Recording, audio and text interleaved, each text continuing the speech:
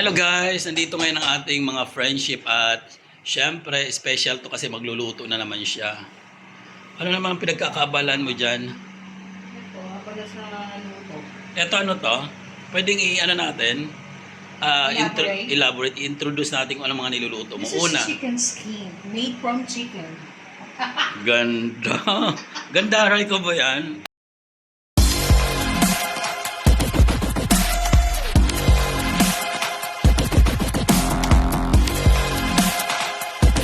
At Pero eto, kompleto tayo eh. Yes. Meron ng balat, may paa pa. so O, eto diba? naman yung ano gagawin mo sa paa? Anong klaseng luto? Chicken adobo. Chicken adobo. Okay, so mayroon tayong chicken adobo. Chicken adobo, oo. Chicken adobo, Chicken paa. feet. Yes, chicken feet. Aadobohin niya. Ito na yung ating sangkap. At ito naman ay pinapakuluan niya kasi piprituhin niya yan mamaya. Tama ba? Ito ay skin, chicken skin. Kaya nga walang tapo ng manok eh. Corrected by Lahat niya sa ibuturan ng manok. puso. Oo. Hanggang puso ng manok yesterday.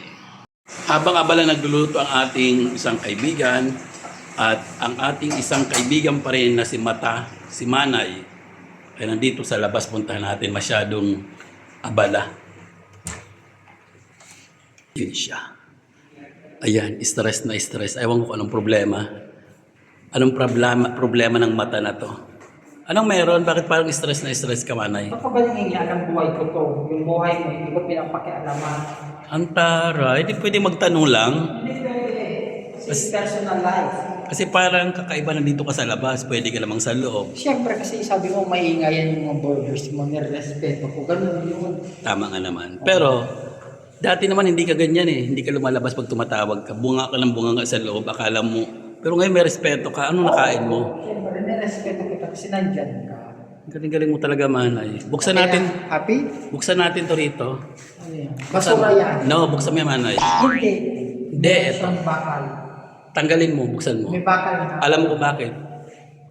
Gusto mo ihulog kita dyan? Bubuksan mo yan para tumalon ka dyan. Para Happy? matapos na yung kadramahan mo sa Dito po buhay. siya nakatira. Lot Yes. 503 hanggang ngayong Pasko. Always Christmas Pasko ng in our pagkabuhay. hearts.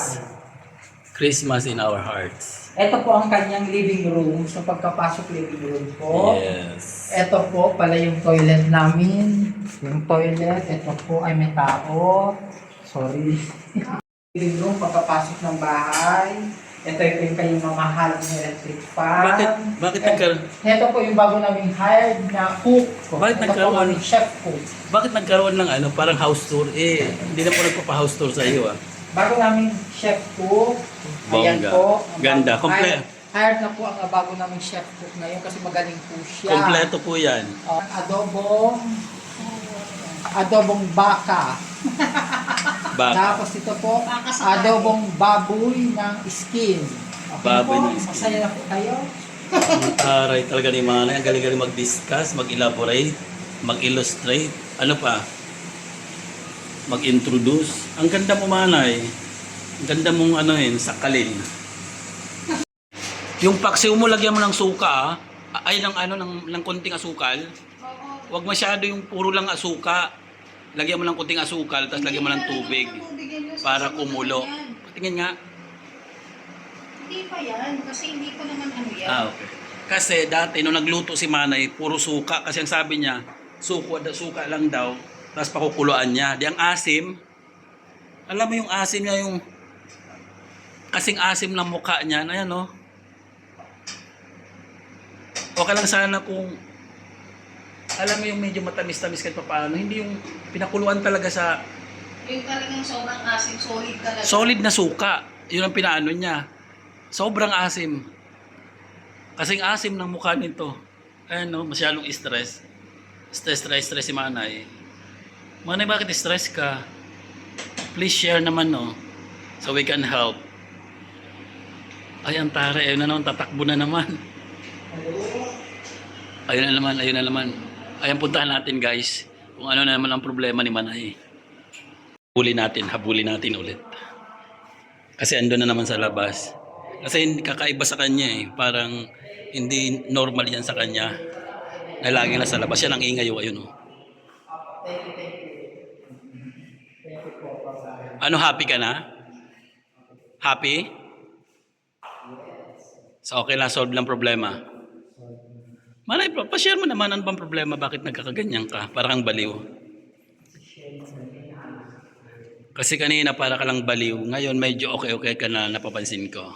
Happy ka na, nag-smile ka na. Okay. I am happy also for that. Thank you. Ito po flat 5110. Ito po ang flat ng 2, 4, 6, Wow. 10, 12 po. Sa isang floor, 12 po siya na mga kwarto. Ang yaman. Ang yaman mo pala sa UAE. Elevator po dito ay 3. Ito po. 3 po, isa lang ang gumagana. 3 po, lahat po yung gumagana. Gumagana po lahat? Gumagana po yung lahat. Hindi po niya makimalo, hindi po niya alam. Ano po niyo pala sabi? Hindi ka naman taga rito. Ito po yung bintana dito, pero hindi dapat ito natapunan ng basura, nagtatapon po yung iba. Kaya yung ginawa nila na lang. Yes. Dapat po mabubuksan. Hindi, parang hindi naman dito kasi hindi naman to talaga Nagkabit ang... po sila ng ano. Hindi, mali ka. Kaya yan nilagyan ng parang ano dyan, stopper kasi tag-init na. Pwede. Ngayon dahil tag-init na, summer na po kasi dito sa UAE. Ang ginagawa po kasi, makinig ka muna. Makinig ka muna kasi. Ang ginagawa nila, binubuksan nila ng ano, full. So yung init pumapasok dito. Yes. Eh naka-AC po kami rito. Centralized AC po. Yayamanin. Tapos may CCTV po. Secure po yung building namin. Yes. Ayun pa sa kabila. Sampa. Ayan. Nakatutok po siya dito. Yan, may mga CCTV po. CCTV. Hindi naman po kagandahan ng aming flat dito kasi medyo Maganda. luma na. Maganda. Maganda pa rin. Eh, parang di ko nagugustuhan yung Pero ano niya. yung commercial area po, kasi andiyan po Commercial lahat ng area. mga bilihan, ng mga bangko, may supermarket, malapit sa mall. Ganun po kayaman si Manay Tiagi. Bakit niyo po pinupromote ang building na to, ang flat na to? Ano pang meron? Dito po ako titira sa flat pie. May balak po ba kayong bilhin? So yun lang. Hindi na po ako makita araw-araw sa vlog. Kasi dito na po ako titira. Thank you. Abnormal. Hoy, ano na naman yung hinahanap mo dyan? Ang sabi ko, adobo lang. Ano na naman yan? Ano na lang. Ah, ano na naman yung pinanggagawa mo dyan? Tinutulungan ko yung bago nating held na chef na ito ang gamitin. Wow, Kasi bongga. ito plastic. Ito ang gagamitin. Hindi, okay lang naman. Ginagamit ko naman yung kasi ano yan eh. Yung ano na yung plastic na ano, na sandok. Ano naman siya, pwede siya sa init. Kumbaga parang microwavable. Okay lang to. Ginagamit ko to eh. Ibang klase naman to eh. At ang tanong natin sa ating adobo, at ano naman to na pinaglalabas dito ng mga bonggang mga ano, pati olive oil, pati oyster sauce. Huwag nang lagyan ng oyster sauce kasi lalagyan mo ng asukal. Yan na yon. Dapat talaga ilipat to sa kawali. Sabi nila hindi na lang daw nga daw mag-aasukal kasi may oyster sauce na. Sige, yan naman ang gusto nyo. Yung nga lang, huwag nyo naman masyadong ano, huwag nyo naman bonggahan ng oyster sauce. Baka tulad naman kay Manay, inuubos ng oyster sauce. Kasi ako, okay na sa akin yung asukal lang. Ay, narinig pala tayo. Naririnig pala. Hindi ako katulad kung nabili na. Naglilinis po ako kasi ako po yung bagong ano dito katulong. Buti namin mo. Layo-layo na, narinig mo pa. Of course, ang tema ko, hindi katulad mo. May pagkabili na. Aray. Paging you as in...